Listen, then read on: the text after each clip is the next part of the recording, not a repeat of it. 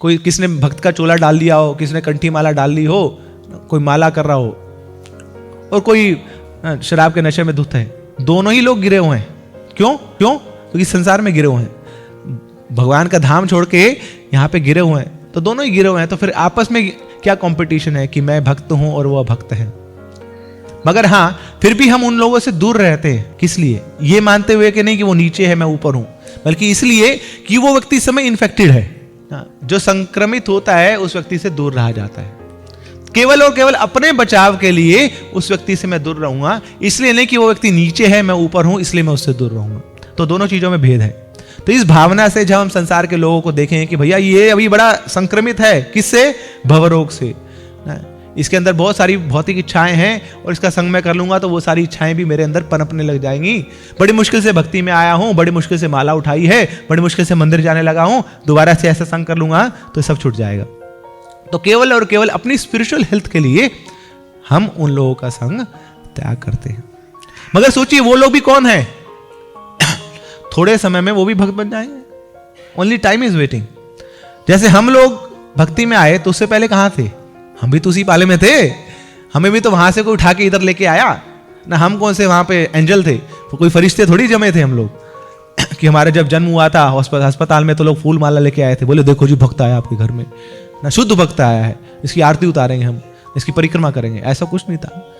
तो हम लोग भी वैसे ही आए थे, मगर वहां से किसी ने हमें खींचा करुणावश कि हाँ ये लोग भौतिक जीवन में इतने दुख, इतने कष्ट भोग रहे हैं, इनको भगवान की भक्ति में लाते हैं, इनको भी असली सुख देते हैं। तो भक्तों ने हमें अपना माना जब हम अभक्त थे, जब हम कर्मी थे, और हमें इस ओर खींचा। दैट मीन्स कि हमें वो नीचा नहीं देखा उन्होंने। इसी प्रकार हमें भी क्या करना है? जो भी संसार के लोग हैं जिनसे हम मिलते हैं, उनका संग त्याग का क्या मतलब है? कि उनको आदर सम्मान तो उतना ही देना है, क्योंकि वो भी जीवात्मा है, वो भी भगवान के अंश हैं, उनके हृदय में भी परमात्मा विराजमान है। मगर हाँ, अभी वो ऐसी स्थिति में है कि वो भगवान को भूल गए हैं। अभी ऐसी स्थिति में है कि माया की गोद में वो सो रहे हैं। अभी ऐसी स्थिति में है कि अभी इंद्र तृप्ति में लगे हुए हैं। तो मैं उनका संग कर लूंगा तो मैं भी भक्ति जीवन से पथभ्रष्ट हो जाऊंगा। तो इसलिए मुझे उनका संग त्यागना है। तो देखिए ये जो एग्जाम्पल है ना, हॉस्पिटल का एग्जाम्पल बड़ा इंपॉर्टेंट है हमारे लिए। कई बार लोग बोलते हैं कि मंदिर में देखो, आपके मंदिर में भी तो ऐसे ऐसे लोग हैं, है ना, जो धोती कुर्ता पहन लेते हैं, ना गोपी ड्रेस पहन लेते हैं, मगर कभी रेडियो सुनते रहते हैं, कभी हो सकता है सिगरेट पी रहे हो, कभी हो सकता है नशा कर रहे हो। तो प्रभुपाद जी बोलते हैं हाँ, मंदिर में भी ऐसे लोग मिल जाएंगे। क्यों? क्योंकि ये तो अस्पताल है। अस्पताल में कौन आते हैं? मरीज तो आएंगे, मगर कम से कम उन मरीजों ने ये स्वीकार किया है कि मुझे ठीक होना है। तो एक हॉस्पिटल में आए हैं, डॉक्टर को दिखाने आए हैं और दवाई ले रहे हैं। आज नहीं तो कल ठीक हो जाएंगे, मगर दवाई तो ले रहे हैं। कौन सी दवाई हमारी?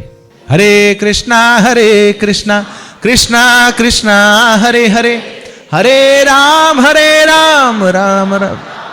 तो भागवत बताती है, निवृत्त तर्षयि उपगीयमानात् भव औषधे श्रोत्र मनोभिरामात्।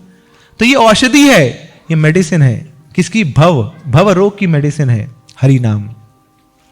तो ये सब लोग दवाई ले रहे हैं नियमित रूप में, जो जो कोटा उनको बताया गया उसको स्वीकार कर रहे हैं।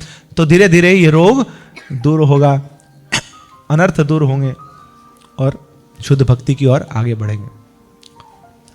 तो इसलिए ये हमें इस विजन से हमें लोगों का संग त्याग करना है कि मुझे अपना बचाव करना है।